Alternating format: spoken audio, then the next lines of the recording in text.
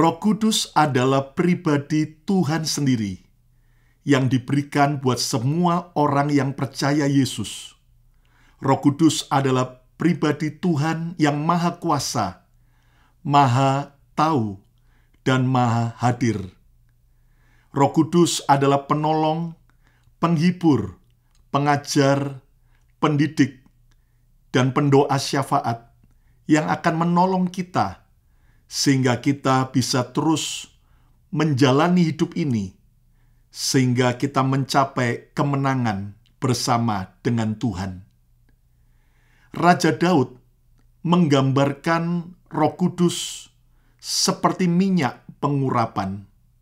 Lihat dalam Mazmur 23 ayat yang kelima. Engkau menyediakan hidangan bagiku di hadapan lawanku. Engkau Tuhan mengurapi kepalaku dengan minyak. Pialaku penuh melimpah. Saudara sekalian, dalam Mazmur 23, Daud mengakui bahwa Tuhan adalah gembala yang baik, dan dia maupun setiap kita adalah domba-dombanya. Hal yang menarik yang domba-domba akan alami dari gembalanya adalah gembala itu akan mengurapi domba-dombanya dengan minyak. Menurut tradisi Yahudi, para gembala-gembala akan memeriksa setiap domba sebelum masuk kandang. Setelah mereka sepanjang hari atau berhari-hari mengembara di padang untuk mencari rumput, mencari makan, maka pada saat mereka mau kembali masuk ke dalam kandang, maka gembala itu akan memeriksa domba-dombanya. Jika ada domba yang terluka, baik mungkin bagian kepalanya, badannya, atau kakinya, mungkin terkena duri atau batu-batu yang tajam, maka gembala akan mengolesi domba itu dengan minyak. Supaya apa? Supaya luka itu bisa sembuh. Bahkan juga pada waktu di musim panas di padang gurun, ketika banyak kutu, banyak lalat, serangga yang mau berusaha masuk ke dalam telinga domba yang lembab, maka minyak itu akan dialirkan di atas kepala domba, bahkan sampai meleleh ke telinganya, sehingga serangga maupun lalat tidak mau masuk ke dalam telinga itu karena ada minyak tersebut. Saudara sekalian, jelas kita tidak boleh memberhalakan minyak pengurapan. Itu adalah minyak zaitun biasa. Tetapi kita mengimani bahwa saat kita menerima pengurapan minyak, kita sedang menerima pengurapan Roh Kudus yang akan membawa hidup kita mencapai kepada rencana Tuhan. Ada orang yang akhirnya mengatakan, bukankah minyak pengurapan itu hanya di Perjanjian Lama? Memang Daud diurapi oleh Nabi Samuel dengan minyak pengurapan. Memang Imam Harun diurapi dengan minyak pengurapan oleh yaitu Musa. Dan juga masih banyak lagi termasuk orang kusta, ketika mereka sembuh, maka mereka diurapi dengan minyak di cuping telinganya. Saudara sekalian, mari kita belajar, ternyata di Perjanjian Baru juga ada tercatat betapa pentingnya kita menerima pengurapan minyak. Lihat dalam Markus 6 ayat 12-13. Ketika Tuhan Yesus mengutus para murid-muridnya untuk pergi ke kota-kota dan desa-desa memberitakan Injil. Lihat ayat 12, Markus 6 ayat 12. Lalu pergilah mereka memberitakan bahwa orang harus bertobat. Ayat 13, dan mereka mengusir banyak setan dan mengoles banyak orang sakit dengan minyak, dan mengoles banyak orang sakit dengan minyak, dan menyembuhkan mereka.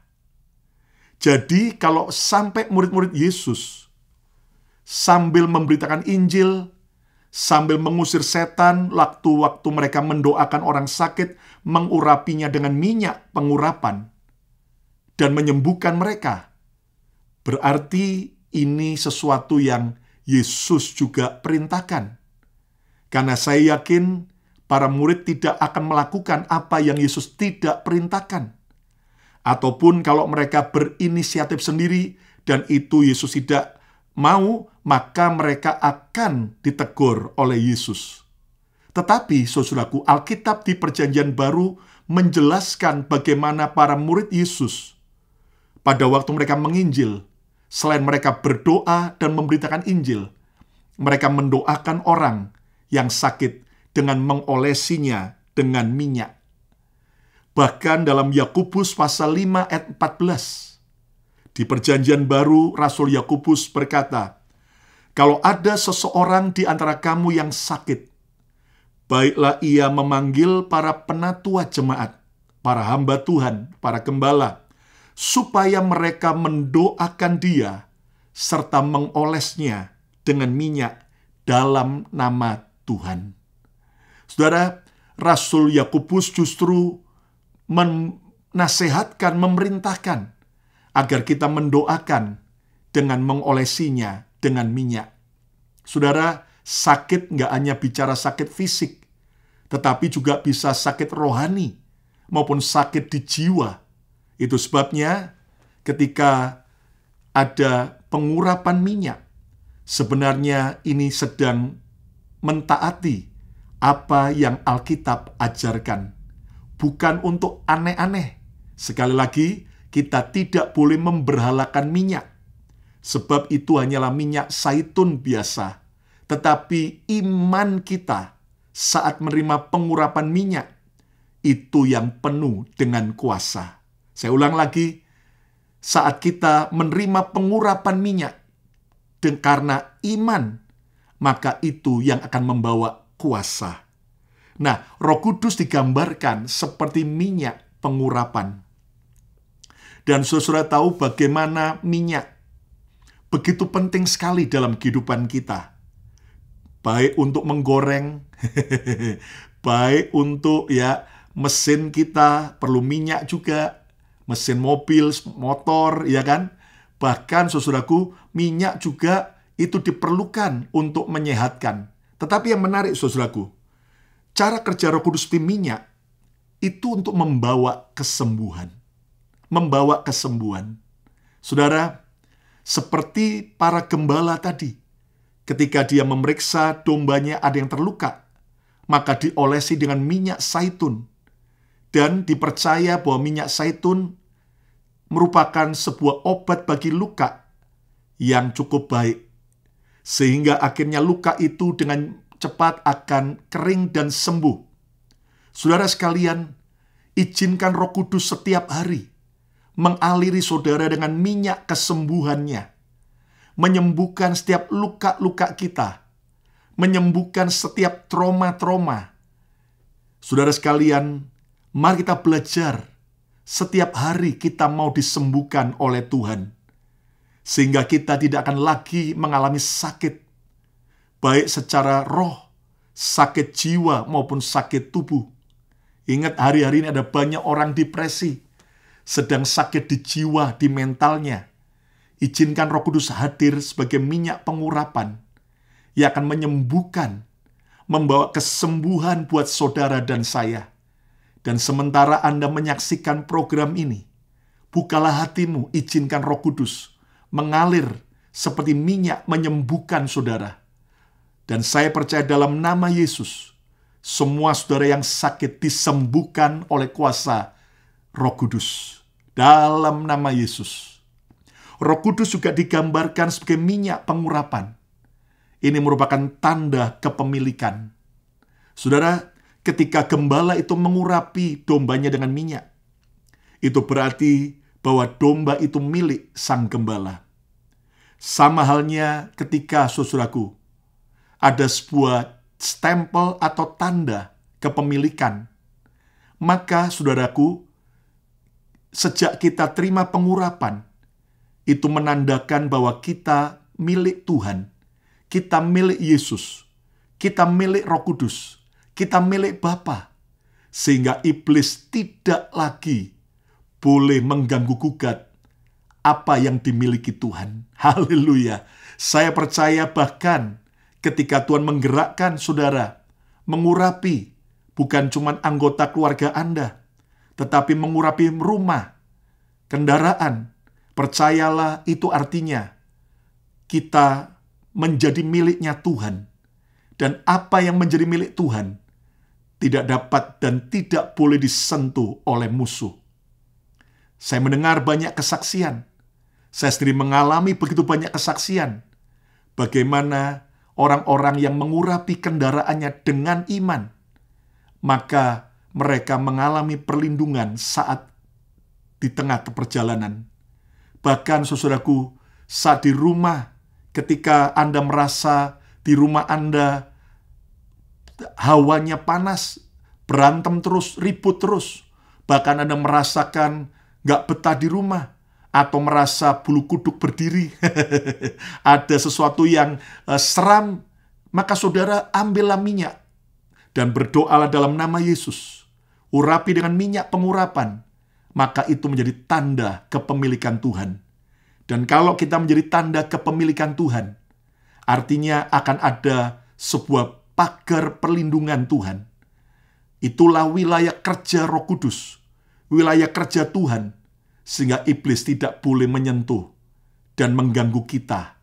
Saudara, Roh Kudus juga digambarkan sebagai minyak untuk melindungi kita dari yang jahat. Tadi saya jelaskan bagaimana para gembala di masa musim panas, ketika banyak kutu, serangga, banyak lalat yang mencoba hinggap ke domba-domba itu, bahkan masuk ke telinganya, maka gembala perlu mengolesi dengan minyak, sehingga serangga itu, lalat itu tidak masuk.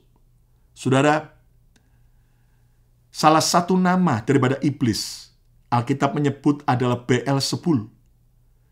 Dan Beelzebul adalah dewa lalat. Dan Anda tahu bahwa lalat itu mau masuk ke telinga domba, dan kemudian bertelur di sana. Dan saat telur-telur itu menetas menjadi jentik-jentik atau ulat, akan masuk ke dalam otak domba dan bisa membuat domba itu kesakitan dan gila. Saudara, telinga bicara apa yang kita dengar, informasi apa yang masuk dalam hidup kita. Hari ini kita perlu pengurapan Roh Kudus supaya kita dilindungi dari si jahat, supaya kita punya discernment spirit, karunia membedakan roh, untuk kita segera mendeteksi mana berita yang bisa kita percayai, atau berita yang harus kita buang ke tempat sampah. Mana berita informasi apa yang kita lihat yang boleh kita simpan di hati, dan mana yang harus segera kita delete dari semua memori dan hati kita, supaya saudara dan saya akhirnya bisa bijaksana dalam mengelola setiap informasi, data yang masuk, sehingga saudara akhirnya menjadi Kristen yang terus bertumbuh dan dewasa. Hari-hari ini, izinkan Roh Kudus sebagai minyak pengurapannya, membuat saudara segera waspada mana pergaulan yang baik, dan mana pergaulan yang Anda dan saya harus tegas menjauhinya. Saudara, biarlah Roh Kudus terus membawa kita dalam pengurapannya, sehingga saudara dan saya berjalan dalam satu kemenangan kepada kemenangan yang lebih dahsyat, sehingga kita selalu disembuhkan dari setiap luka dan sakit, sehingga kita juga mengalami bukti kepemilikan Tuhan. Ada perlindungan, akan ada pagar perlindungan yang membuat si jahat tidak dapat menyentuh dan mengganggu hidup kita lagi. Bahkan Tuhan akan memberikan perlindungan kita, hikmat, discernment spirit, karunia membedakan roh, untuk kita segera bisa mendeteksi mana hal-hal yang boleh kita terima, masuk ke hati kita, ke pikiran kita, dan mana yang harus segera kita delete, kita buang ke tempat sampah. Biarlah minyak pengurapan Roh Kudus, minyak yang baru, senantiasa dialirkan dalam jiwa, roh, dan tubuh kita. Setiap hari, terus hiduplah dengan minyak pengurapan Tuhan, dan pengurapan Roh Kudus akan membebaskan, mematahkan setiap kuk dan belenggu, membuat saudara hidup dalam kemenangan. Selamat menikmati keajaiban Roh Kudus dalam hidup kita. God bless you.